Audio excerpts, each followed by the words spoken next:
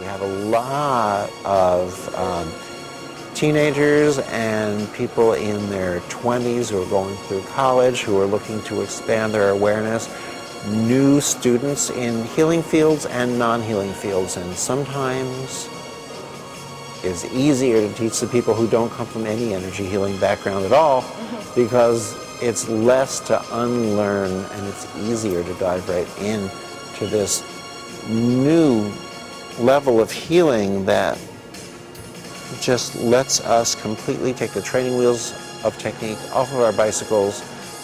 No longer do we have to master energy healing techniques. Today it's about moving beyond that and mastering healing itself. It's really a new and expanded level of healing. It is. Reconnective healing is being recognized more and more internationally as being the leader in the new field of energy healthcare. It's recognized, acknowledged, and sanctioned by more and more governments as time goes on. There's more and more research about it. One research study that just came out about a year ago shows that only 10 minutes of reconnective healing is more than twice as effective as physical therapy in restoring the use of limbs to people. Other research is showing how it restructures and raises our energy vibrations, our light vibrations, and reconnects or restructures our very DNA. So there's a lot of exciting research already occurring. There's a new research program with a 1,000-bed hospital in Germany. We're about to begin on range of motion for people who have gone through certain surgeries that limit their range of motion, and they're even looking at reconnective healing to see how it could affect the DNA and potentially restructure it in a way where genetic diseases, such as cancers, for example, are no longer passed on generation to generation. Great, beautiful. Well, please tell us which is the main characteristic or the main feature of reconnective healing in few words. What's the main feature of reconnective healing? Wow. Main characteristic. Yeah. I would say the main understanding of reconnective healing is that it allows us to return to our original fullness of who we are. If you talk to people who have had a near-death experience or a life-death experience, they talk about experiencing a love and just a seemingly endless awareness of who and what we are and our role in the universe. Reconnective healing allows us to bring part of that consciousness, that existence back here. It raises the level of light that we emit, so we carry less of the darkness. Actually, less of the darkness, and metaphorically less of the darkness. Less fear, less perception of evil, no longer feeling the needs to protect ourselves, no complicated techniques or rituals, but we step into more beings of love and beings of awareness. And the more, since we go where our attention takes us, the more aware we become, the more multidimensional beings we become. We think of healing as just regaining the use of an arm or a leg or a liver or a kidney or vision or hearing, but really healing is a return to balance on all levels: mental, physical, emotional, spiritual, relationships, career. You know, to just say, what's the key thing to reconnective healing? It depends on the perspective you're coming at healing from. I say, especially because sometimes you'll hear someone say, well, I'm fine, I don't need healing.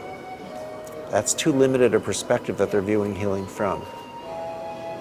I believe that we, as humanity, are standing on the precipice of our next level of evolution. Reconnective healing is allowing us to step into the next level of evolution for humanity. And it's calling on us in different ways, individually and together, to assist in that transformation. It comes from our greater awareness that we then share with others, which is the greater light that we become aware of, which we then share with others, which is the greater light that we become, which we then share with others. It's about us no longer viewing ourselves as separate and distinct, but recognizing that we are all part of one greater picture. In one way, you could say, no one is special and everyone is special, and in understanding that no one is special, we become